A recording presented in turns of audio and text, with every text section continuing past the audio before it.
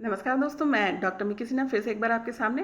और अभी मैं बात करूंगी कि किस प्रकार लालच एक लो वाइब्रेशन एनर्जी जो हमारी तपस्या को कैसे इफेक्ट करता है और कैसे उसकी वजह से हमारी तपस्या देरी होती है।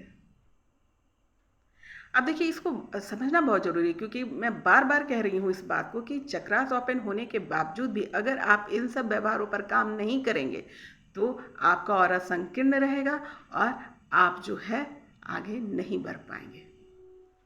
क्योंकि इन सब पर भी काम करना बहुत ज़रूरी है और रेगुलर प्रैक्टिस करना है, क्योंकि हम जिस युग में रह रहे हैं ये बहुत आसानी से हमें ग्रसित करता है।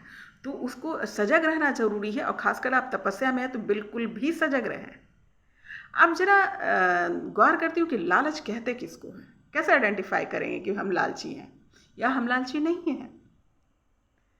तो लालच वो होता है कि जब आपको जितनी आवश्यकता है वहाँ पर आपकी पूरी नहीं पड़ती, वहाँ पे आपकी संतुष्टि नहीं होती और पाने की इच्छा और पाने की इच्छा, इससे कोई मतलब नहीं रह जाता कि वो आपकी ज़रूरत में है या नहीं है, पर बस उसे और कि जब आप चक्र में पड़ जाते हैं तो ये लालच है। अब लालच किसी एक विषय पे नहीं हो सकता, इसको पूरा एनालिसिस करना जरूरी है, इसलिए मैं सारी बातों को ले रही हूँ कि लालच पैसों का, लालच रूप रंग का, लालच शरीर का, लालच खाने पीने का, लालच आपको मान सम्मान प्राप्त करने का, और सब देखिए कैसे आपके लाइफ को अफेक्ट करता है और कैसे आपको साधना में भी रुकावट डालता है। सबसे पहले तो पैसे का लालच बहुत आसानी से समझ में आ जाता है लोगों को। तो पैसे की लालच कहते हैं कि 99 का दौर जो होता है ना बहुत ख़राब होता है। जिन लोगों के पास 99 का है उसको 100 बनाने के चक्कर में वो भागते रहते हैं। 99 का चक्कर को कहते हैं पैसे का लालच, यानी वो कभी नहीं रुकता, कभी नहीं रुक सकता। अगर आपकी अपनी आवश्यकता को आप पहचान करके वहाँ स्टॉप नहीं होंगे तो आप भागते रहेंगे, आपका लालच भगाता रहेगा, कभी भी सेटिस्फाइड नहीं होंगे। और जब आप रुकेंगे ही नहीं, जो ज़रूरत नहीं है उसके पीछे आप भाग रहे हैं, तो आपका समय कहाँ जा रहा है? गलत जगह जा रहा है ना। आप गलत जगह अपनी एनर्जी को वेस्ट कर रहे हैं। किस व्यक्ति के लिए कितना पैसा ज़रूरत है? एक व्यक्ति के लिए हो सकता है कि पैसे की ज़रूरत ज़्यादा, दूसरे के लिए कम। किसकी कौन सी कैसी सिचुएशन है उसके हिसाब से उसके पैसे की आवश्यकता होती है। पर हम दूसरे के देखा देखी, उसके पास ये है तो मेरी ज़रूरत है नहीं, पर उसके पास है तो मुझे चाहिए। यानी दूसरे को भी देखा देखी जो हम अपने लाइफ में ये लालच लेकर आते हैं अकारण ही। और मूर्खतापूर्ण स्थिति को अपने आप को मूर्खता में डालकर, मूर्खतापन स्थिति में पड़ के हम उसके पीछे भागते रहते हैं। आप सोच रहे हैं कि मैं भाग रहा हूँ, दरअसल वो आपको लालच आपको भगा रहा है और अंत में जो है आपके हाथ में कुछ भी नहीं रह जाता, क्योंकि जिस चीज़ के लिए आप पीछे भाग रहे हैं वो तो आपका होगा ही नहीं। मरने के बाद हम देखने आते हैं नहीं। तो जितनी आपकी आवश्यकता है उतनी आवश्यकता को आप अर्जित कीजिए और उसको यूटिलाइज कीजिए। जितना आपने कमाया उसको एंजॉय भी कीजिए। जमा करना या स्टोर करना ये मूर्खता है। और यही करते करते हम क्या करते हैं, अंत में हमारी मृत्यु हो जाती है, मौत आ जाती है। और जब तक बात समझ में आती है बहुत देर हो चुकी होती है। आपके हाथ में कुछ नहीं होता, कुछ भी नहीं होता। आप पीछे मुड़कर देखेंगे तो पता चलेगा कि जो कमाई आपने की है उसका भी यूटिलाइज आपने नहीं किया।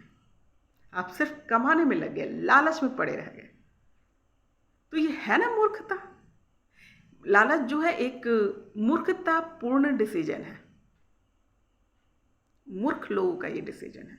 एक बुद्धिमान आदमी क्या करता है, अपने आवश्यकता के अनुसार अर्जित करता है, उसको यूटिलाइज करता है, खुश रहता है और फिर इस दुनिया से खुशी खुशी चला जाता है। उसे इस बात के मोह में भी नहीं पड़ता कि मैंने इतना जमा किया है तो अब इसको क्या करना है। बहुत सारे लोग जो है भूत योनि या प्रेत योनि में चले जाते हैं, उसके रीज़न यही होते हैं क्योंकि कमा तो लिया, अब यूटिलाइज तो किया नहीं है। जब उसको समझ में आता है अपनी मौत के समय तो उसका मुंह वहाँ पर स्टक हो जाता है और वो अपने स्थान से नहीं निकल पाता।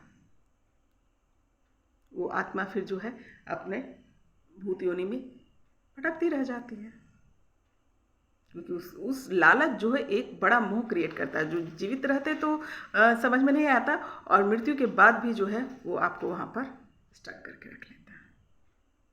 Very very very very very low vibration energy it is. पूरी कोशिश करनी चाहिए इससे बचने के लिए। जो तपस्वी है, मैं शिव शक्ति और ट्विन फ्लेम्स की बात कर रही हूँ, तो इन्हीं की बात कर रही हूँ कि इस पर अभी आप ध्यान दें। आप तपस्या में हैं तो आपको ये ध्यान देना बहुत ज़रूरी है कि कौन से लालच में आप फंसे हुए, उस लालच से बाहर निकलिए।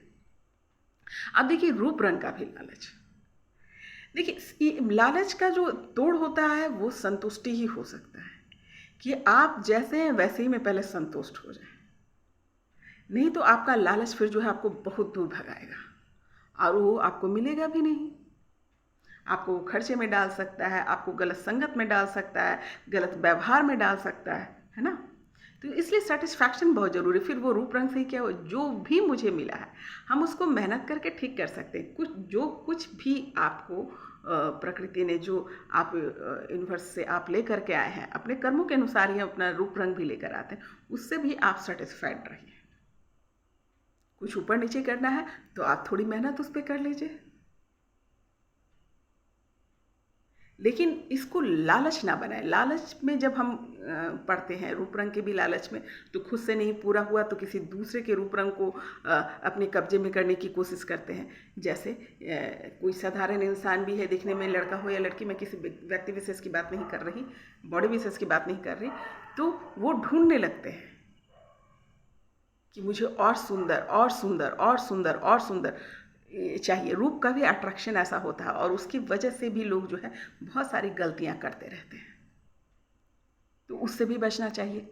काम का भी लालच, काम यानी जो आपको संभोग करने का भी लालच, एक से मन नहीं भरना, बार बार करना, बार बार करना, और ये बहुत लो एनर्जी है। और अपने फ्लेम के साथ भी क्यों ना हो, अपनी मतलब शक्ति के साथ या शिव के साथ ही क्यों ना हो, तो भी आपको ये संभोग के लालच से बचना चाहिए, क्योंकि वो भी संभोग जब एक लो वाइब्रेशन एनर्जी भी हो सकता है और हाई वाइब्रेशन एनर्जी हो सकता है। तो जब आप लालच में पड़ेंगे तो आप लो वाइब्रेशन एनर्जी में जाएंगे, और जब आप संतुष्टि में होंगे, सेटिस्फैक्शन में होंगे, तो ये हाई वाइब्रेशन एनर्जी बन जाएगा। वही चीज़ हाई वाइब्रेशन एनर्जी बन जाएगा। तो काम, वासना, संभोग, पैसे, रूप, रंग, सब के लालच से बाहर निकलिए। तपस्या के लिए बहुत ज़रूरी है।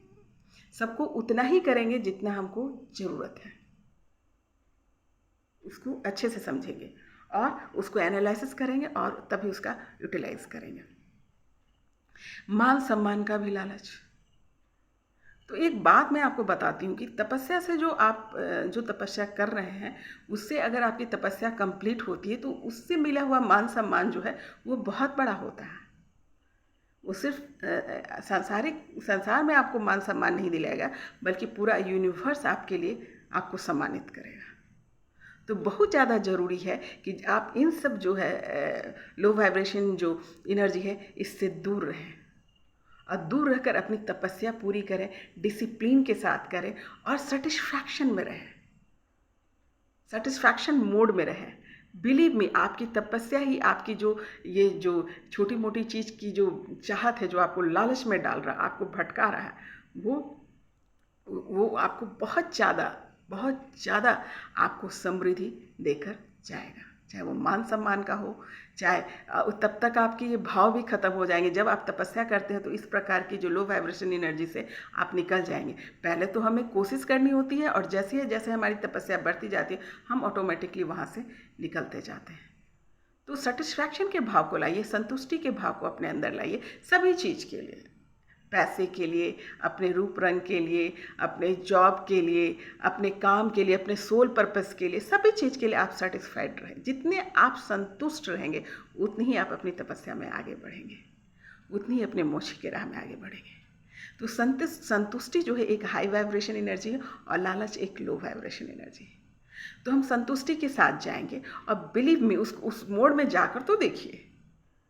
जब आप उस मोड में जाएंगे तो आप इतना लाइट फील करेंगे। हम चाहते क्या है अपने लाइफ में? शांति, सुकून, हल्कापन। चाहते हम ये हैं और काम वो करते हैं जिससे हम भार में चले जाते हैं।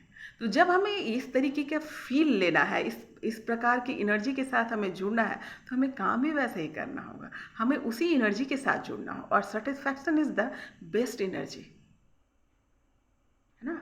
लालच से बहुत बहुत बहुत अच्छी एनर्जी है संतुष्टि। और जैसे ही हम संतुष्टि से जुड़ते हैं तो हम लाइट हो जाते हैं, हैप्पी हो जाते हैं, शांत हो जाते हैं। तो उम्मीद करती हूँ आपको मेरी बात समझ में आई होगी, और फिर मिलती हूँ नए सवाल, नए जवाब, नए विषय के साथ। नमस्कार।